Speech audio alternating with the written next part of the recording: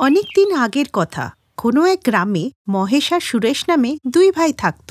সৌভাগ্যবশত বড় ভাই মহেশ একটা ভালো চাকরি করত আর সে খুব বড়লোকও ছিল, আর ও নিজের স্ত্রী মমতার সাথেই থাকত। অন্যদিকে ছোট ভাই সুরেশ খুব গরিব ছিল, আর সে দিনমজুরের কাজ করত আর নিজের স্ত্রী কোয়েলকে নিয়ে থাকত। কিন্তু একদিন এমন হলো যে ওদের মা বাবা একদিনেই একসময়ই মারা গেলেন। মা, বাবা, তোমরা যে দুজনে একসাথে আমাদের ছেড়ে চলে গেলে। আর কেঁদো না তুমি, যেটা হবার সেটাকে কে আটকাতে পারে? এই ভাই, বাচ্চাদের মতো কাঁদিস না তো, সবাইকে একদিন না একদিন যেতেই হবে। পরের দিন সুনীল, সুরেশ আর ওর বউ আমাদের এখানেই থাকবে আর আমাদের ঘরে বসেই কি খাবে? হ্যাঁ মমতা, তুমি একদম ঠিক বলছো। পরের দিন শোন সুরেশ, যতদিন মা বাবা বেঁচে ছিল ততদিন তোরা আমাদের সাথে ছিলি, কিন্তু এখন তোকে অন্য কোনো ব্যবস্থা দেখতে হবে। দাদা, এ আপনি কি বলছেন? নিজের ছোট ভাইকে আলাদা করে দেবেন? এই তুই কে রে, দুই ভাইয়ের মধ্যে কথা বলার? চুপ কর বলছি। কোয়েল, দাদা বৌদি ঠিকই বলছে। এই বাড়িটা দাদার বাবার টাকা দিয়ে বানানো। আমি শুধু পরিশ্রমই করেছিলাম, তাই এই বাড়িতে আমার কোনো অধিকার নেই। সুরেশের ভাগে একটুখানি জমি ছিল, সে তার স্ত্রী কোয়েলকে নিয়ে ওখানেই গেল। কোয়েল, আজকের থেকে এটাই আমাদের সংসার। আমি কাজে যাচ্ছি, আমার দেরি হচ্ছে। মহেশ যে ফ্যাক্টরিতে কাজ করত, যখনই সে ওখানে পৌঁছালো তখনই ওখানকার সিকিউরিটি ওকে আটকে দিল। কোথায় যাচ্ছিস বে? আরে গার্ড দাদা, ভুলে গেলে আমি যে এই ফ্যাক্টরিতেই কাজ করি। কাজ করিস না, কাজ করতিস। তখনই ওখানে মুনিমজি চলে এলেন। এ সুরেশ, শোন, গার্ড একদম ঠিকই বলছে। যখন তোর ভাই লাথি মেরে বাড়ির থেকে তোকে তাড়িয়ে দিয়েছে, তখন আমরাই বা তোকে কেন কাজে রাখবো? তোকে তো কাজই দিয়েছিলাম তোর ভাইয়ের গ্যারান্টিতে। তাই তোর ভাই যখন তোকে লাথি মেরেছে, তাই তোকে আমরাও লাথি মারবো। যা এখান থেকে, বেরো। এই শুনে সুরেশের খুব খারাপ লাগে। সে মুনিমজিকে কিছু না বলে আশেপাশের কোম্পানিতে এবং অনেক দোকানে সে কাজের খোঁজ করল, কিন্তু কোথাও সে একটা কাজ পেল না। আরে, তুমি আজকে তাড়াতাড়ি চলে এলে যে? এরপর সুনীল সব কথা কোয়েলকে বলল। তোমার খারাপ লাগবে জেনেও বলছি যে তোমার ভাইয়ের ব্যবহার দেখে মনে হচ্ছে ও তোমার ভাই না, তোমার শত্রু। কিন্তু সব দোষ তোমার দাদারও নয়। মমতাদি সবসময় তোমার দাদার কাছে তোমার নামে উল্টোপাল্টা বলতেই থাকে। কোয়েল, অন্যকে দোষ দিয়ে আর কি লাভ? দাদার ভাগ্য ভালো ছিল যে দাদা ঠিকমতো লেখাপড়া করে ফেলেছে, কিন্তু আমি করিনি, তাই আমার টাকা পয়সা হয়নি। এইভাবে অনেকদিন কেটে গেল, কিন্তু সুরেশ কোথাও কোনো কাজ পেল না। কিন্তু অন্যদিকে ওর জমিতে বাদামের ভালো ফসল হয়েছিল। কোয়েল, এবার বাদামের ফলন খুব ভালো হয়েছে, তাই আমি ঠিক করেছি আমি অন্য কোথাও আর কাজ করব না। আমি বাদামই বেচবো, আর তার সাথে একটা চায়ের দোকানও খুলবো। কি গো, আমি ঠিক বলছি তো? হ্যাঁ গো, এটাই ভালো হবে। পরের দিন থেকেই ওরা দুজন মিলে জমির মাটি খুঁড়তে লাগলো। আর তখনই সেখানে চুপি চুপি মমতা এসে ওদের এসব করতে দেখে হাসতে লাগলো। ভালোই হয়েছে ওদেরকে বার করে দিয়েছি বাড়ি থেকে, না হলে ওদের মতো গরিবদের সাথে থেকে থেকে আমরাও একদিন গরিব হয়ে যেতাম। ওরা দুজনে মাটি খুঁড়ছিল, ঠিক সেই সময় মাটি থেকে একটা জাদুর বাদাম বেরিয়ে আসে, আর আস্তে আস্তে তার আকার বড় হতে থাকে। এটা কি বেরোলো মাটি থেকে? এত বড় বাদাম তো আমি আজ পর্যন্ত দেখিনি। তখনই জাদুর বাদাম বলে উঠল, আমি এক জাদুর বাদাম। তোমাদের পরিশ্রম আর দুজনের মধ্যে গভীর ভালোবাসা দেখে আমি খুব খুশি। এই বাদাম থেকে তেল বার করে সেই তেল দিয়ে ঠাকুরের সামনে একটা প্রদীপ জ্বালিয়ে দিও, তাহলে তোমার রান্নাঘর সোনার হয়ে যাবে। এই বলেই বাদামটা মাটিতে পড়ে যায়। কোয়েল, আজ পর্যন্ত আমরা কারুর ক্ষতি করিনি বা করার চিন্তাও করিনি, তারই ফল হয়তো আজকে আমরা পেলাম। চলো, এই বাদামের তেল বার করে ঠাকুরের সামনে প্রদীপ জ্বালিয়ে দিই, দেখি কি হয়। এই অশিক্ষিত আর মূর্খ লোকেরা না যার তার কথা মেনে নেয়। জাদু টাদু বলে কিছুই হয় না। এসব বাজে কথা।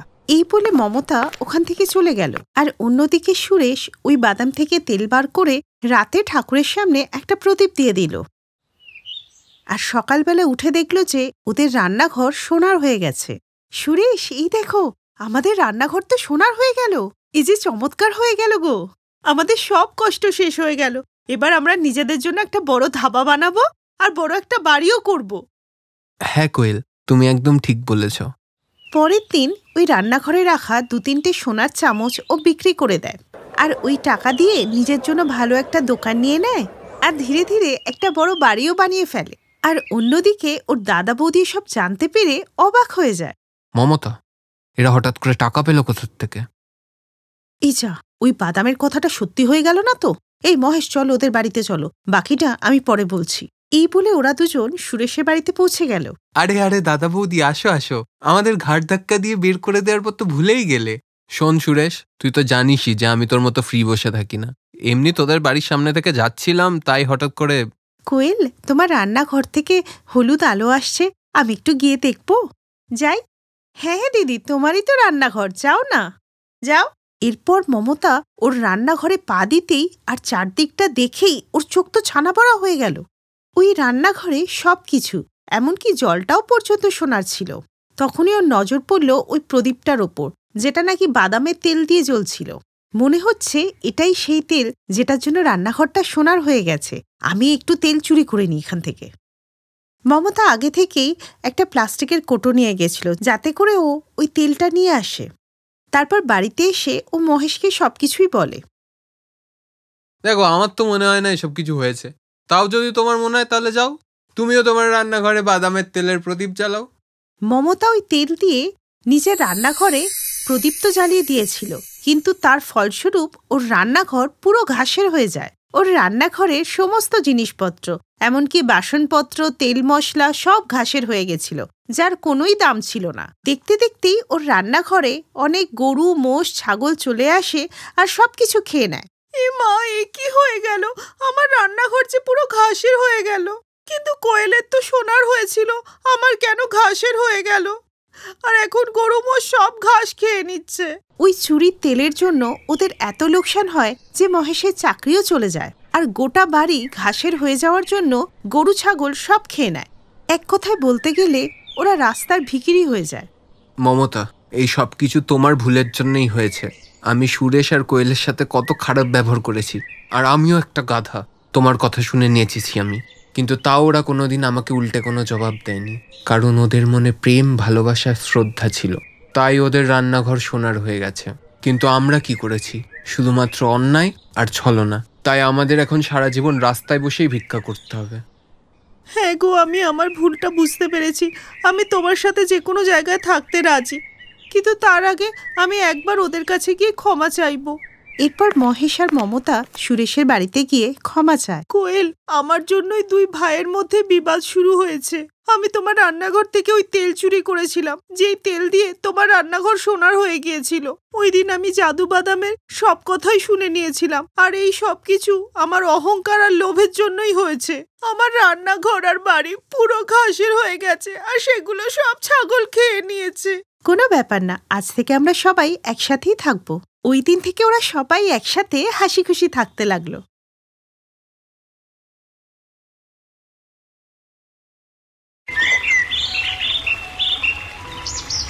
হরিহর নিজের পরিবারের সাথে জঙ্গলের পাশে একটা ছোট্ট ঘরে বাস করত। সে জঙ্গল থেকে কাঠ কেটে নিয়ে শহরে গিয়ে বিক্রি করত। এটাই ওর রোজগার ছিল।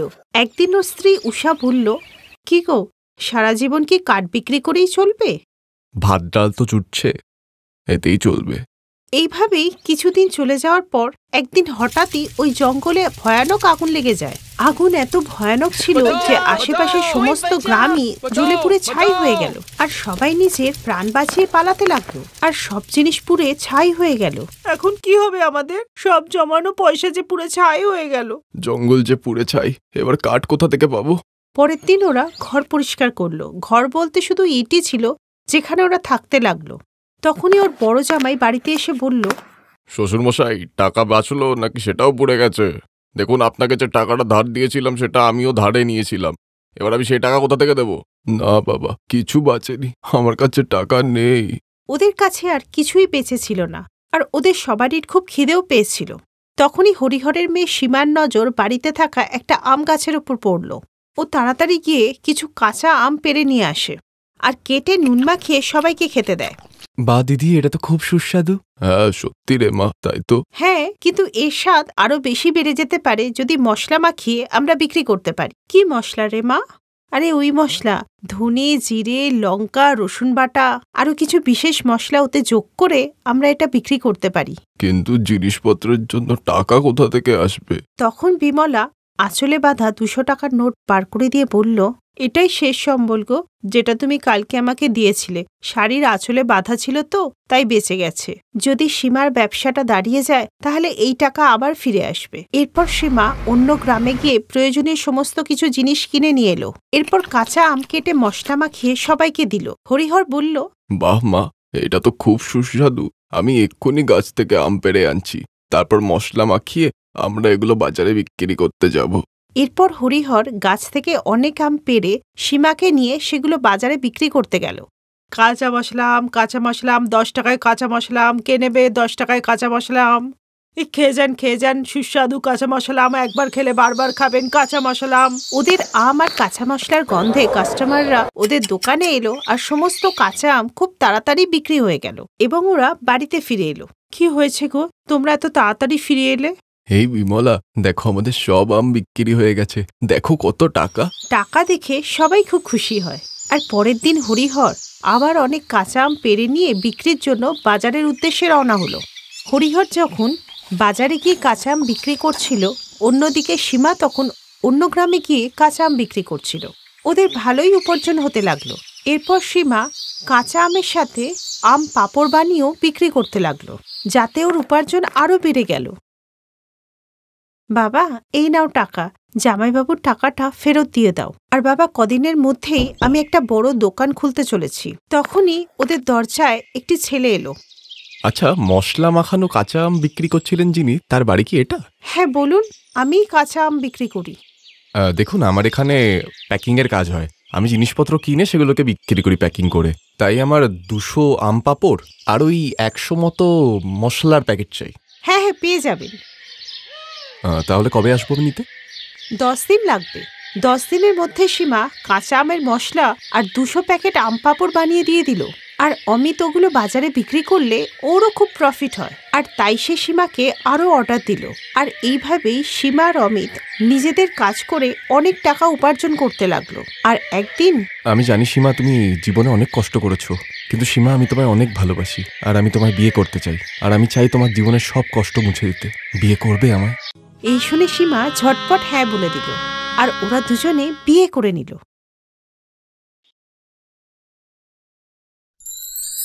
Thanks for watching.